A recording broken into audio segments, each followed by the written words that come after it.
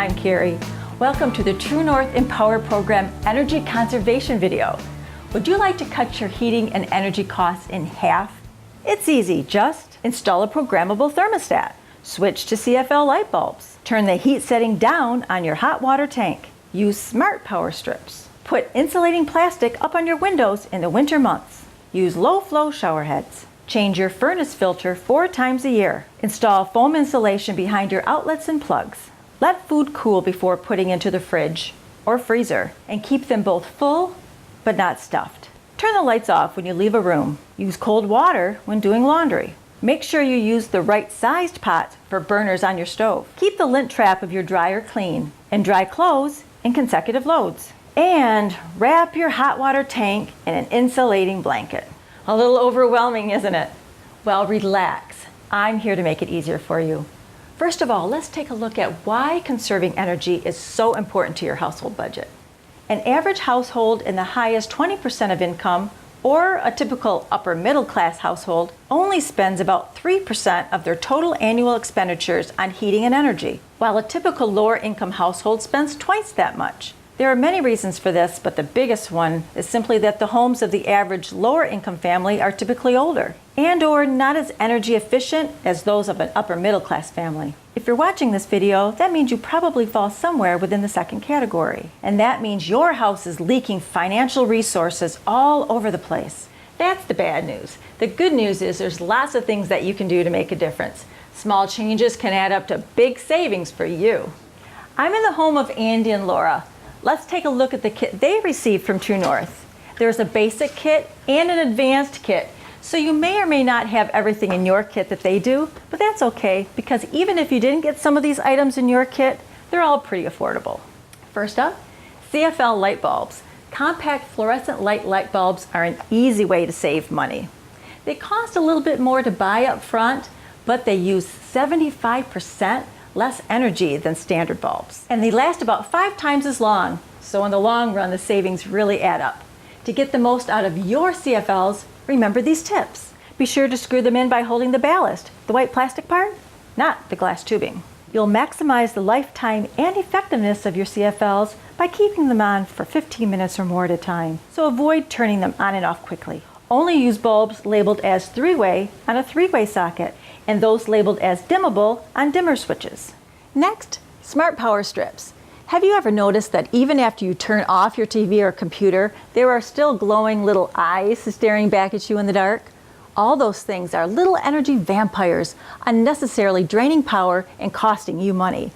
Traditional power strips are an affordable way to expand the number of electrical outlets in your home, but their convenience can encourage you to leave electronics plugged in all the time, and many devices keep drawing power even when you're not using them. Printers, DVD players, and computers and modern TVs are all examples of products with standby modes that make them convenient to use but suck significant power on the sly. This so-called phantom power drain costs you money, wastes electricity, and ups your carbon output to boot. Smart power strips, on the other hand, work to reduce your power usage by shutting down power to products that go into standby mode. Doing so may save you some serious cash. Statistics vary, but experts say standby power consumption in an average home ranges from 5 to 10% of your total household energy consumption. Our research says these little things can save you up to $145 a year in electricity costs.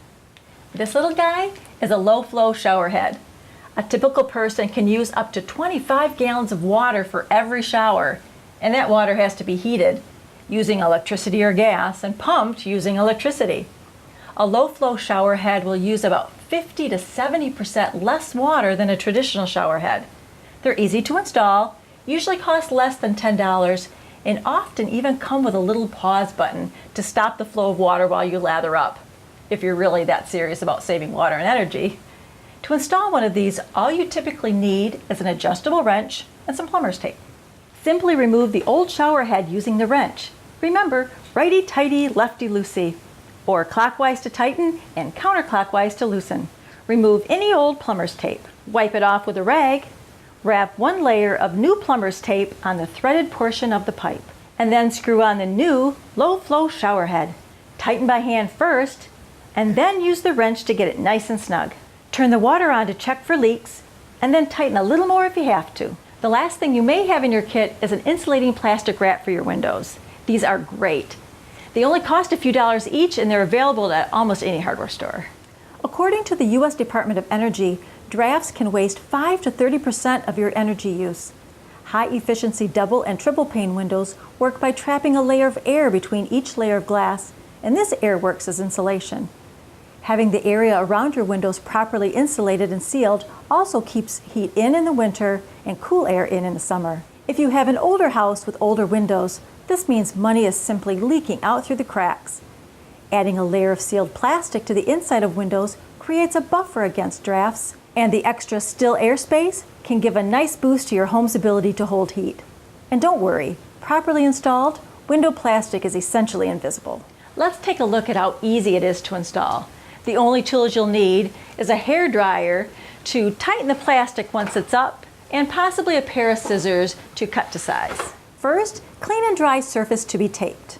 Apply tape to the window, tacky side down, leaving the film on the front. Unfold the plastic and cut to the size of the window. Remove the film off the tape. Carefully press the plastic to the tape. Remove large wrinkles by detaching and repositioning the plastic. Press firmly into place using fingertips. Using the high heat setting on a hair dryer, hold about 1/4 inch from the surface and blow hot air onto the plastic to tighten it up. Lastly, trim excess with scissors. Next, let's take a look at some more helpful and easy tips on saving money on your heat and energy expenses. Let's start with electricity. We've already talked about CFLs and smart power strips. Now let's move to the kitchen. There's a lot more you can do here to save money. When using your stovetop, always try to use the right size pot for the burner. For example, a 6-inch pot on an 8-inch burner wastes over 40% of the heat generated. And when you're using the oven, if you open the door to check on food, you'll lose between 25 and 75 degrees of heat. Instead, just use the light and look through the glass door. Let's move on over to the refrigerator and freezer. The optimal temperature settings for safety and efficiency are between 37 and 40 degrees for the fridge and 5 degrees for the freezer. Those are both in Fahrenheit. To check your refrigerator's temperature, set a thermometer in a glass of water in the center of the appliance. Read the thermometer after 24 hours. For a freezer, place a thermometer in between packages. Again, read the thermometer after 24 hours. Keeping your refrigerator full, but not stuffed, actually helps increase energy efficiency because there is less air to cool when space is taken up. Fill in empty space with gallon jugs of water. Be careful not to overfill though. Overfilling your refrigerator can hinder air circulation in the appliance. Also, keep liquids covered and make sure to wrap foods when they are stored in the refrigerator. Not only will uncovered foods dry out and ruin the taste, but the moisture that is released causes the refrigerator's compressor to work harder. And always make sure to let hot foods fully cool off before putting them in the fridge or freezer. Condenser coils remove heat from inside your refrigerator and freezer. Make sure they're at least 2 inches from the wall and clean them twice a year. Clean condenser coils mean an efficient refrigerator and freezer. If you have a dishwasher, only run it when you have a full load. The same thing goes for washing clothes. Full but not overstuffed loads are the most efficient. Just about all modern detergents work well in cold water, and doing so will save you between $30 and $40 a year. Weather permitted, dry your clothes outside on a line. That's free. But when you do use your dryer, doing consecutive loads is most efficient, so the dryer doesn't have time to cool down between loads and then have to heat back up. Also, simply cleaning out your lint trap before every load can save about $35 a year. In regards to your hot water and your hot water tank, here are a couple quick and easy tips. Set the temperature at 125 degrees. When set too high at say 140 degrees, a hot water heater can waste anywhere from $35 to $60 annually in standby heat loss and more than $400 in in-demand loss. Also, if your tank has an insulating R value of less than 24, an insulated hot water tank blanket is a great idea. If you don't know the R value of your hot water tank, just carefully touch it. If it feels warm to the touch, it needs additional insulation. A hot water tank blanket could reduce standby heat losses by 25 to 45% and save you between 4 and 9% in overall water heating costs. You can find pre-cut insulating blankets at most larger home improvement stores for around $20, and it should easily pay for itself in about a year. Moving on to heating and cooling, simply replacing your furnace filter once a quarter will save you 5% on heating and cooling costs. And it's easy to do. There are only a handful of standard size filters, so just check to see what size you need. You can usually find them at most hardware stores. If you have an odd size filter, you might have to check at one of the larger home improvement stores. Just pull out the old filter, taking care to note which way the airflow moves, and install the new one with the airflow arrow pointing the right way. It's also a good idea to use a marker to write the date of installation right on the filter, just to keep track of when the next one is needed. A programmable thermostat allows you to program your furnace to automatically turn on before you get up, back down when you go to work, up again before you get home from work, and then back down when you go to bed. These will save you 10 to 20% on your heating and cooling costs, and you'll most likely recover your initial investment within the first year alone.